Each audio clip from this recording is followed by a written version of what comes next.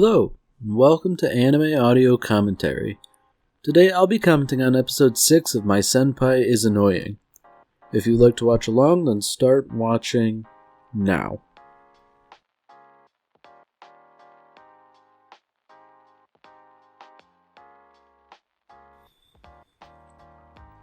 So, based on the title and this first topic of conversation, I can only imagine that Igarashi's grandfather is going to feature prominently. And interestingly, he's got like a Hina doll display. And I know that's something that's sort of featured prominently in My Dress Up Darling, which, I quite liked. Now, I kind of question the wisdom of what Sakurai's doing here. Sort of getting Takeda involved in things like this. Oh, I think I know what's going on. She's using one of those stupid photo apps to add a Hina doll style filter. Now, it normally wouldn't be a problem sending something like that, except I think what they're wearing is ceremonial wedding garb, which,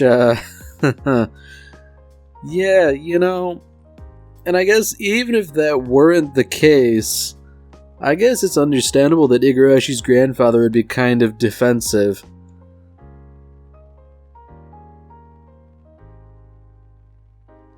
Now, surely this isn't going to stay confined to text. Surely there's going to be ramifications.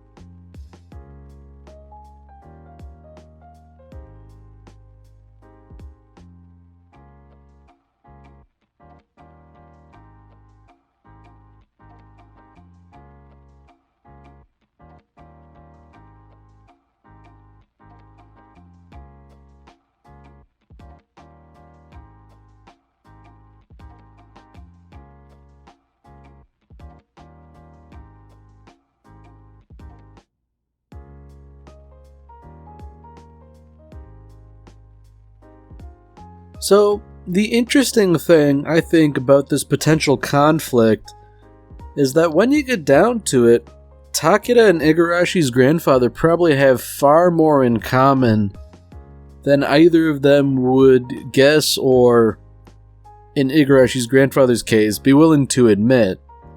I get the feeling we're gonna get some sort of conflict, maybe even up to like physical conflict, and then it's only going to stop when they sort of realize, I guess, that, neither of them is really a bad person and that they have quite a lot in common. Now, what's really interesting is that Igarashi and Takeda just so happen to have the same birthday. And Takeda's had the idea that, they could just get each other birthday presents, because, why not? Igarashi was shopping for herself, but, that's no fun. So I'm wondering what precisely she's going to do. She sort of agonized over that tie for, for Christmas, so I don't know. I mean, they ultimately went with flowers because that's where they happened to be. But, I don't know. Personally, that seems like kind of a weird gift, flowers. Because, what are you going to do with them? I mean, obviously you stick them in a vase and you tend to them, but I feel like cut flowers like this, they only last so long. If you're gonna give somebody a plant, you give them something that'll last, on its own, more or less. Alright, so here's trouble. I can't say for certain, but I'd imagine that motorcycles aren't exactly common in Japan. To the point where Takeda's like, that's a tough guy right there. Little does he realize. Unfortunately for the poor guy, he's a little late here. Igarashi's already gotten flowers. And by that guy in the picture, no less. So I can only imagine that Takeda is going to be sort of like reasonable and polite about all of this. At least in as much as he can be, but... Oh dear, things are boiling over already.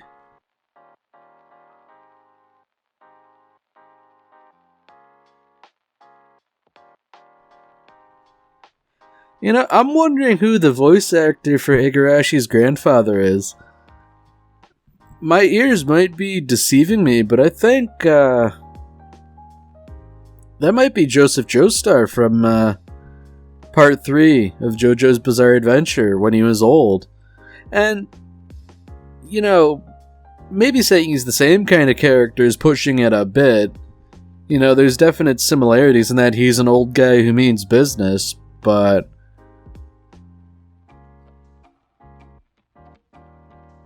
Yeah, man, they really just can't let it go. Even over drinks and a meal, they're still going at it. But, I'm hoping maybe the beer will soften things up a little bit. They will perhaps be more willing to bury the hatchet.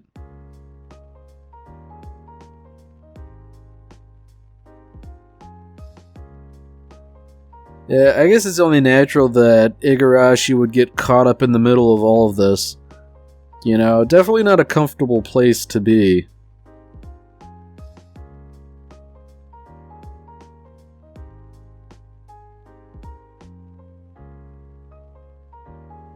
Yeah, well, it seems like things are going to continue to be uncomfortable, Naturally, Igarashi's grandfather is going to ask all sorts of uncomfortable questions.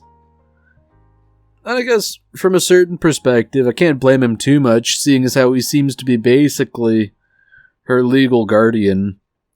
There hasn't been much mention about her parents or anything like that. So it seems as though, for all intents and purposes, they're out of the picture. It may or may not be important, but Igarashi's grandfather certainly takes his duties seriously.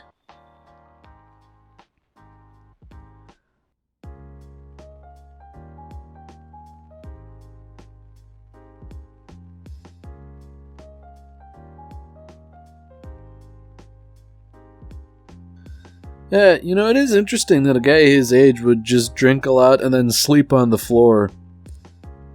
I mean, I guess good on him for being in such good shape that he doesn't feel too much worse for wear.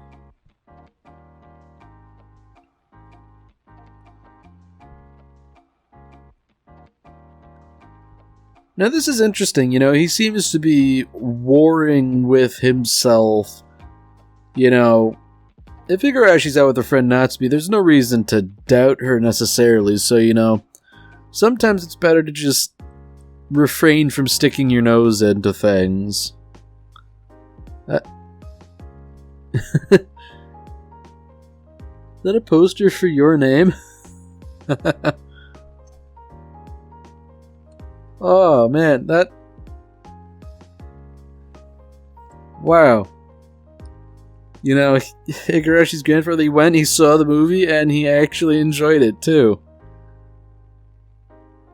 Man, I have never seen that film, but I've seen all sorts of memes about it and people just making fun of it. I'm just flabbergasted that that something like that would be included.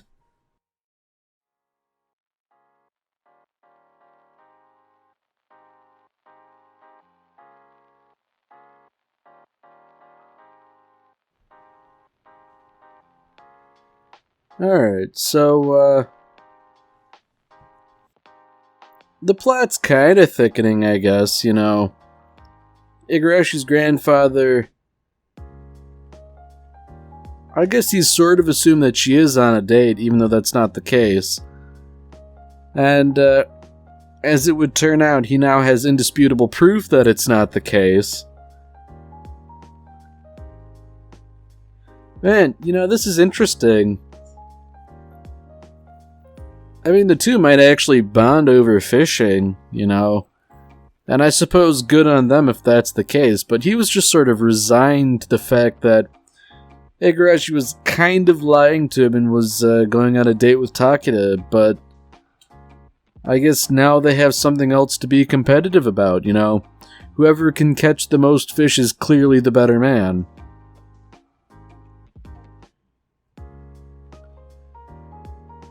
Now, I am willing to bet that at the end of the day here, they're probably going to catch an even amount of fish. And, I think it would also be rather nice that they just sort of, you know, came to the conclusion that there's enough room in Igarashi's life for both of them. Although, you know, it seems like, you know, they're not going to settle things based on fishing. It just so happens that they instead have all the same interests, you know, fishing, going to the batting cage. Man, wouldn't you believe it? They're both equally skilled in baseball as well. Although I find it interesting that Igarashi's grandfather swings left-handed. You know, I was given to understand that it's kind of an unusual thing.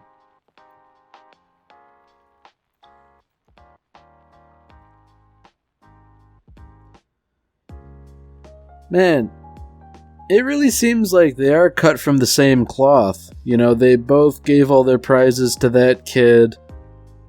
I'd be willing to bet that Igarashi's grandfather decided to stop by for ramen too, just out of sheer happenstance.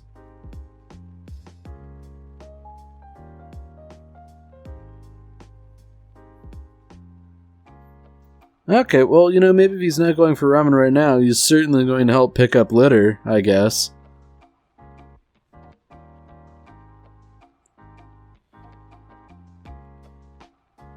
Man, you know, I can only imagine that this will turn into a competition too. You know, I can pick up more litter than you. Ha ha ha. Man, the area will be clean of litter in no time, I guess.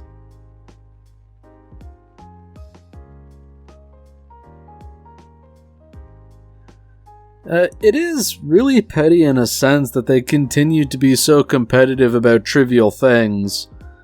But in a way, I guess it's also kind of good, you know. They're sort of forcing each other to be better, and in a situation like this, it's, you know, ultimately a good thing. I mean, sort of.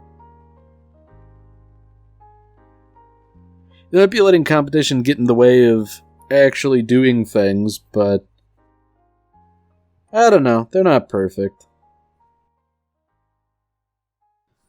Well, you know what, I take that back. Maybe they are, considering all the bags they've collected.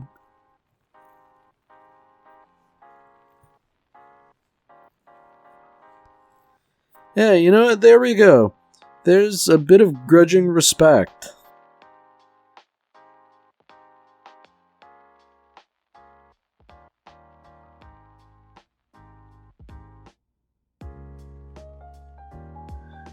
You know what? I bet they're going to eventually get to a place where they wonder why they even hated each other at all. You know?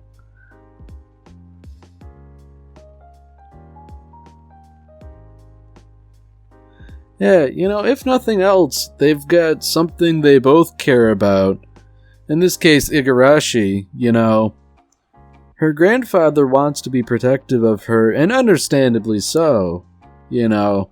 seeing as how they don't appear to have too much in the way of family.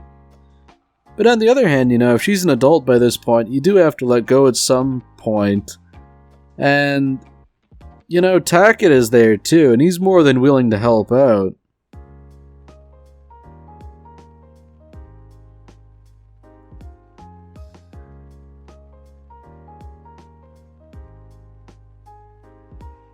Man, she really hasn't grown much at all. I'm wondering what precisely the deal is here. Because, she hasn't changed much in stature, nor necessarily in personality. I guess the interesting thing here is that, she basically wanted to live alone in Tokyo to go to school. And how, this was sort of a point of contention with her grandfather. I mean, ultimately, he kind of went along with it, but, not happily. And I guess the idea here is that he understands this is a part of growing up, but, it's not something he necessarily likes or enjoys.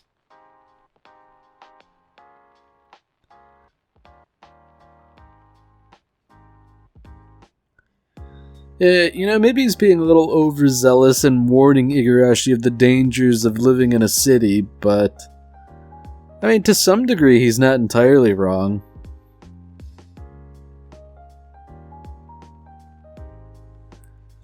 Okay, so I'm wondering... Oh, the flashback's done. I was wondering if you're going to get a sort of introduction to Natsumi, or something like that. I don't know exactly when they've met, but, I'd imagine school in Tokyo would be as good a time as any.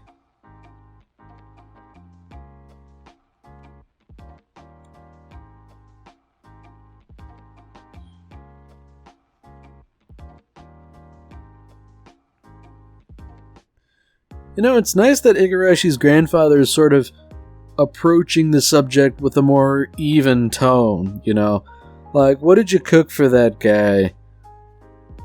Purely for academic purposes. But now she's the one being defensive. I guess it sort of runs in the family to a degree.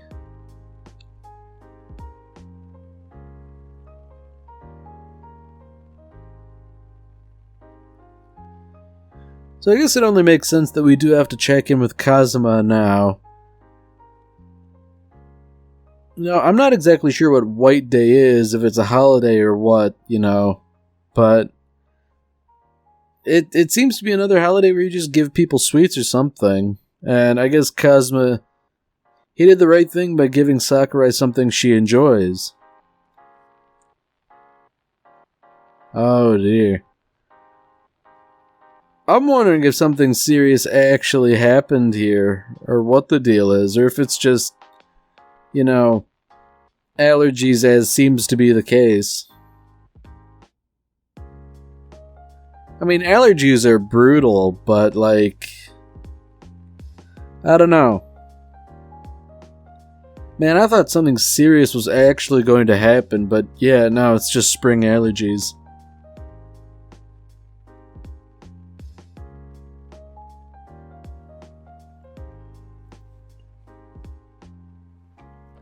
Man, if Igarashi's allergies are just kicking her teeth in, I feel like that would have been a more or less routine occurrence and therefore something she'd be able to plan and prepare for.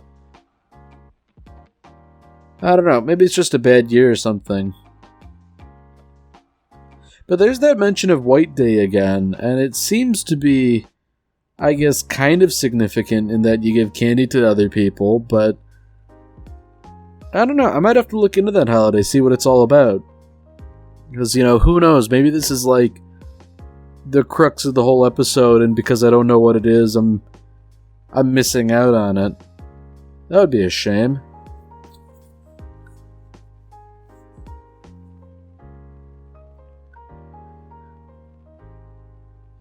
Man, they really are the same person, these two guys.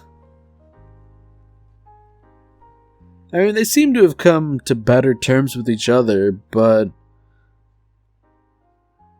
I don't know, there is a sort of degree of guardedness between them.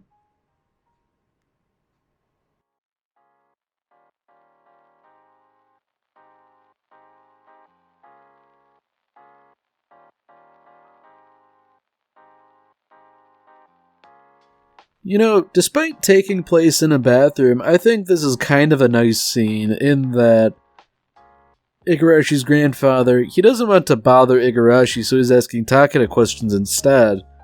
And Takeda, of his own volition, is inviting him along.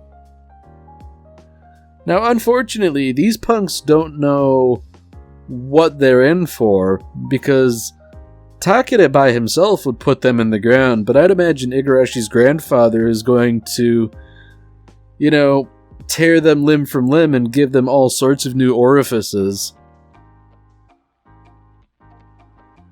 Oh dear.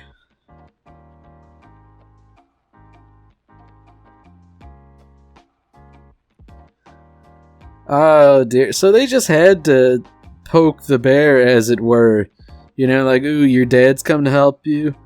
Unfortunately, it's worse than that.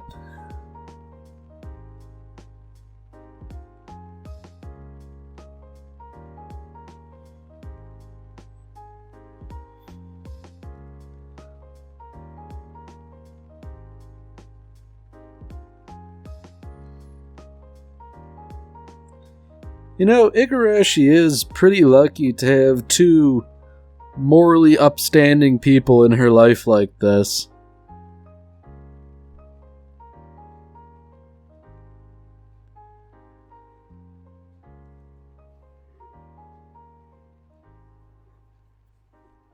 I do find it interesting that they both sort of take it as a moral failing for not being around at the crucial moment. I mean, granted, they did solve things in the end, so, can you really blame them too much? But I guess it's nice that they're so concerned that they consider this a personal failing. Man, they really just are the same person.